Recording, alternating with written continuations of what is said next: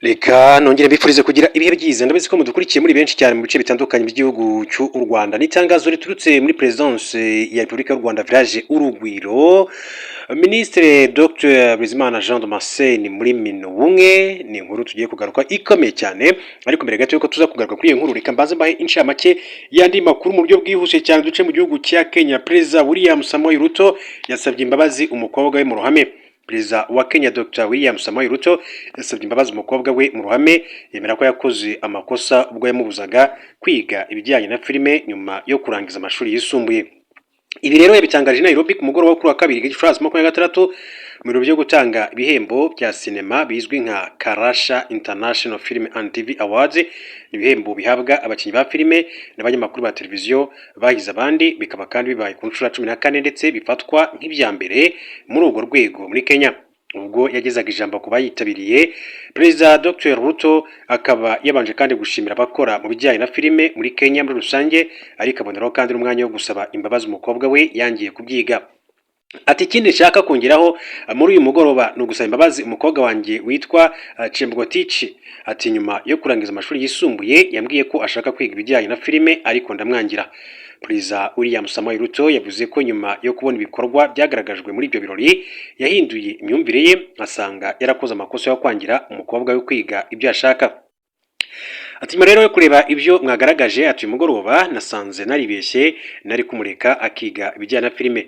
Yaje kwiga ibijyanye no gutunganya imbere mu nyubako, ariko niba ari ukundeba aho ari hose, ati namenye ko yari afite ukuri, ahubwo njye nkaba naribeshye.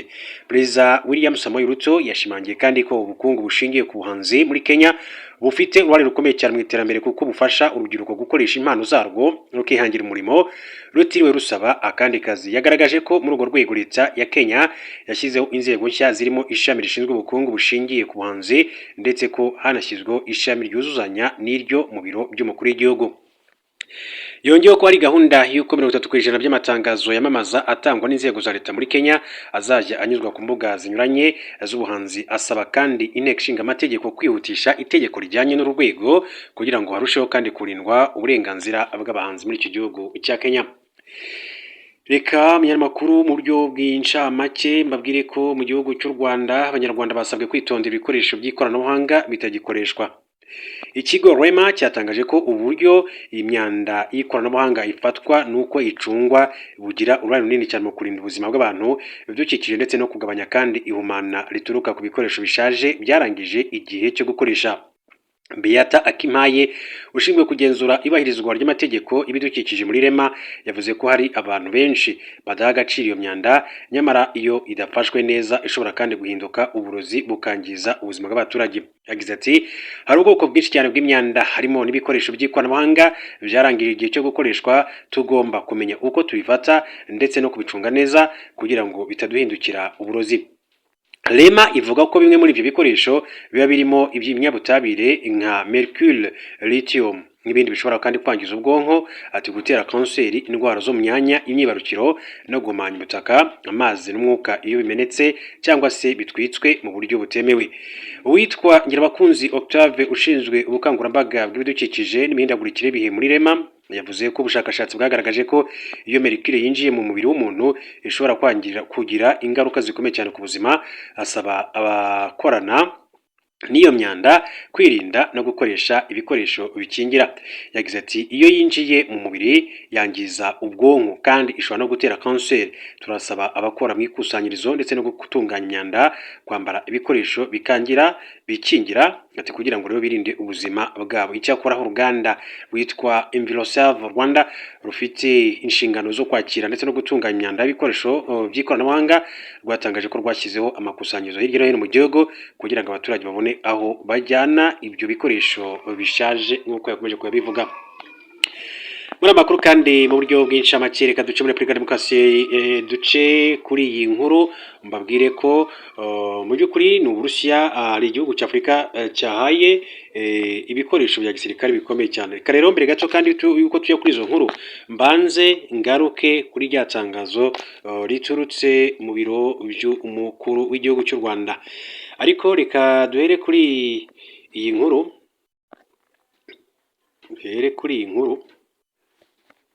turebe ibikomeza kugenda bivugwa.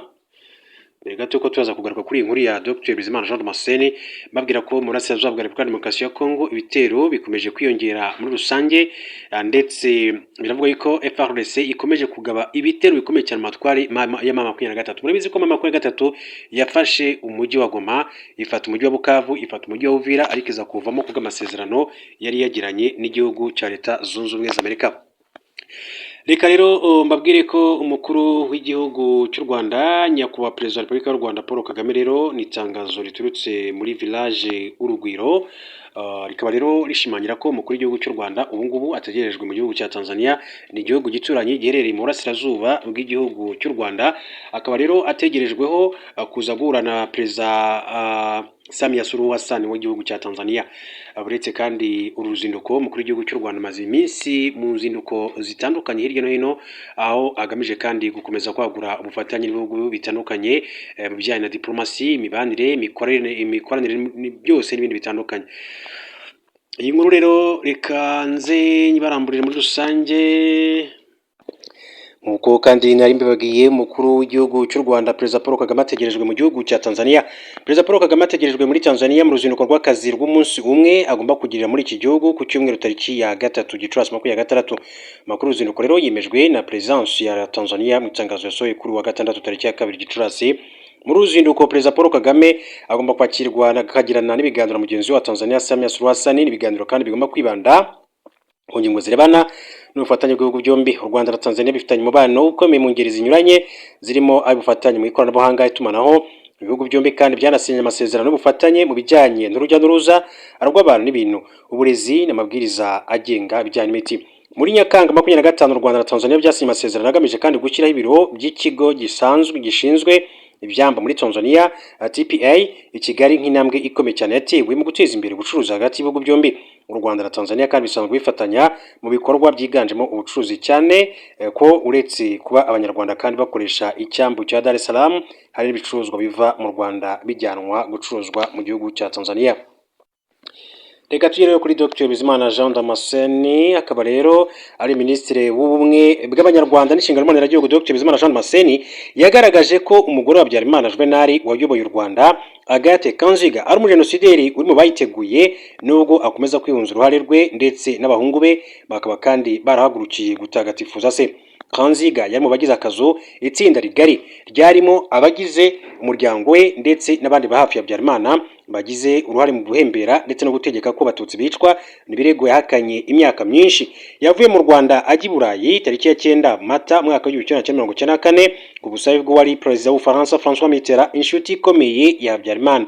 Kuva yagera mu Bufaransa, u Rwanda rwasabye inshuro zitabarika ko yakoherezwa mu Rwanda kugira ngo aburanishwe ku ruhare ashinjwa muri jenoside, cyangwa se ubutabera bw'Ubufaransa bukaba bwamuburanishiriza ahari, ariko ntabwo byigeze bikorwa.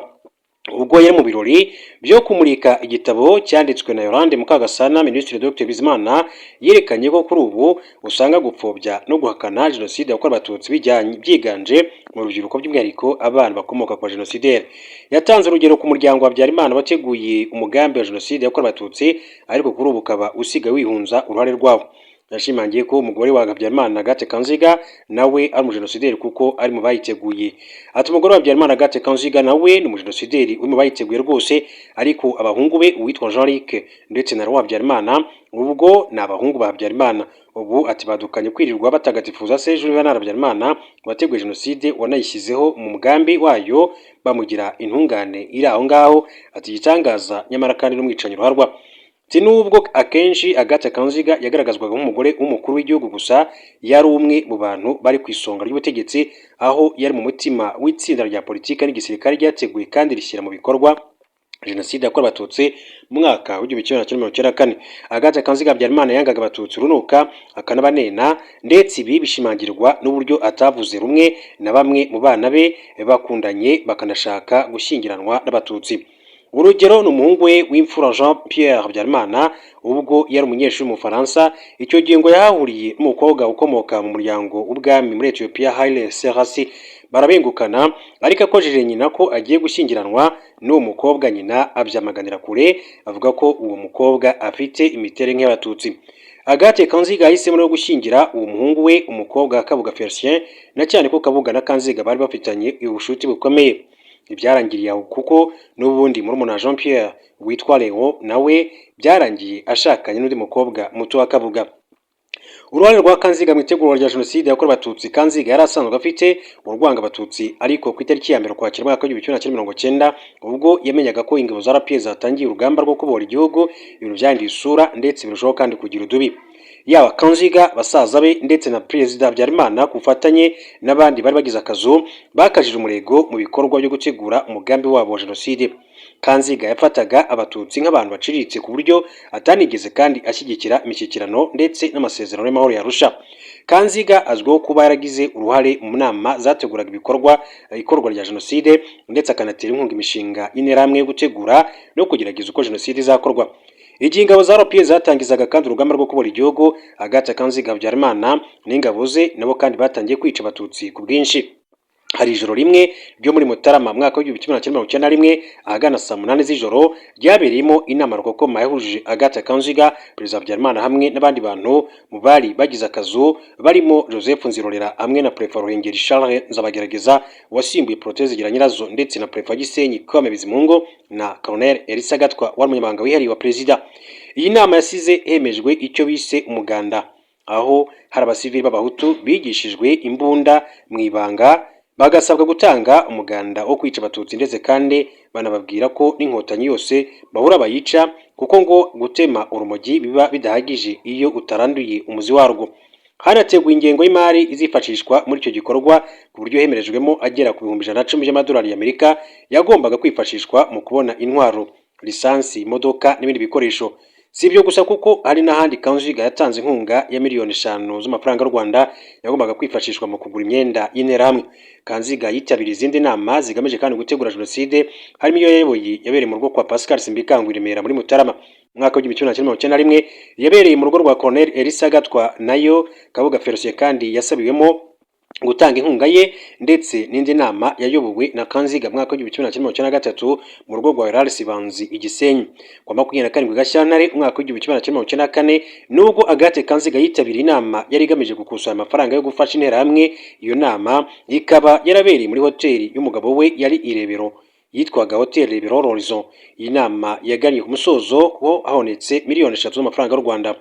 Binavuga ko Kanziga n'ikipe ikomeye yabo umuryango we yaramaze kubaka bageze ku rugero batagishaka kuvugirwamo na Habyarimana, ndetse akaba kandi banamukumira mu bikorwa byabo nk'uko babikoze ubwo Habyarimana ajyaga kuri hoteli yo kwirebero, ariko akangirwa n'abacunga umutekano kwinjira babiherewe itegeko na Kanziga wari mu nama n'abasaza be. Nubwo bimeze bityo ariko mu kiganiro giheruka gushyirwa hanze, Agathe Kanziga yitabikije uruhare rwe muri jenoside ndetse n'imiyoborere mibi y'igihugu. Ni ikiganiro cyanenzwe n'abantu batandukanye bagaragaza ko cyuzuyemo inenge zishingiye ku binyoma uyu mugore avuga, n'uburyo hari ibyo yirengagiza kandi kuvugaho nkana. Ibyo rero byakomezaga kugira bivugwa kuri Agathe Kanziga. Duce muri Repubulika ya Demokarasi ya Kongo, mabwire ko FARDC igisirikare cya Kongo yakajije ibitero mu matwari ya M23. Ingabo za Repubulika ya Demokarasi ya Kongo n'abazifasha ku rugamba bakajije ibitero ahantu hatuwe cyane mu bice bigenzurwa n'inyeshyamba zo mutwe wa AFC-23. Umuvugizi wa AFC-23 Lawrence Kanyuka yatangaje ko mu ijoro ryo ku itariki yo kwa gatanu tariki ya mbere rishyira ku itariki ya kabiri rwari kwa gatandatu Gicurasi 26 hagati ya saa 4 saa 9 n'igice z'ijoro, ibiro ry'ingabo zirwana ku ruhande rwa leta ya Kinshasa zagabye ibitero bikomeye cyane mu gace gatuwe n'abaturage benshi cyane ka Rugezi bo ko muri komine ya Minembwe mu ntara ya Kivu y'Amajyepfo. Ibitero byagabwe hakoreshejwe drone z'ubwiyahuzi zizwi nka kamikaze.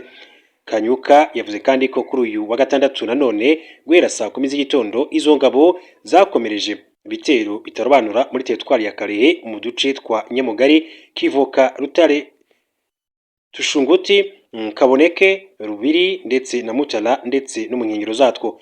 Ibi bitero nabyo kandi byagabwe hakoreshejwe za drone ndetse n'imbunda ziremereye.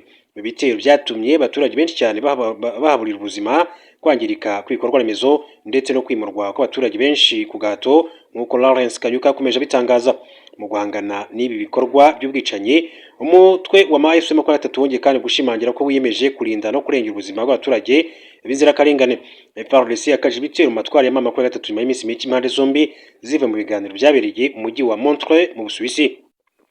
Ibiganiro impande zombi zumvikanye gutanga agahenge ndetse hafite amakuru atatu ishyirwa mu rwego rushinzwe gukurikirana iyubahirizwa ry'ako gahenge. Hanyuma rero reka mbabwire ko mu makuru avugwa mu gihugu cya Mali abasirikare benshi cyane bafashwe bashinjwa ubugambanyi mu bitero byo kuwa 25 Mata, nk'uko amakuru akomeza kugenda bishimangira. Kuri uyu wa gatanu ushize tariki ya 2 Gicurasi, umushinjacyaha wa Repubulika mu rukiko rw'abasirikare rwa Bamako yatangaje ko abasirikare benshi ndetse n'abahoze ari abasirikare batawe muri yombi mu minsi ishize nyuma y'ibitero byo ku itariki 25 Mata 2026, amazina atanu y'abasirikare harimo n'uwapfuye ku wa gatandatu mu mirwano yatangajwe. Nk'uko ubushinjacyaha wa Repubulika abitangaza, ngo byagaragaye ko abasirikare bari mu kazi, abasezerewe cyangwa se abategereje gusezererwa bagize uruhare mu gutegura, guhuza ndetse no gushyira mu bikorwa ibyo bitero. Iri tangazo rikomeza rivuga ko muri abo bagabo bafashwe harimo umwe mu bantu bakomeye bagize uruhare mu ihirika ry'ubutegetsi ryo muri 2012 ryahiritse uwahoze ari perezida wa Mali Amadou Toumani Touré. Abasirikare abanyapolitiki bo muri Mali nabo ngo babigizemo uruhare ku mugaragaro. Abasirikare bane batawe muri yombi. Icyakora nk'uko RFI Radio France Internationale bivuga, abandi bantu batandatu batawe muri yombi kuri uyu wa gatandatu tariki ya 2 Gicurasi 2026, kandi abandi bagera kuri 22 barimo gushakishwa mu rwego rw'iperereza kugeza amagingo aya ngaya. Hanyuma duciye mu gihugu cy'u Burundi, biravuga yuko Perezida Ndayishimiye yongeye guhemba umugore we rwose nk'umukozi w'indashyikirwa ku munsi w'umurimo wabaye wizihijwe ku munsi w'ejo. Reka mbashimire cyane kandi bifuriza gukomeza kugira ibihe byiza. Turaza gusubira mu yandi makuru masaha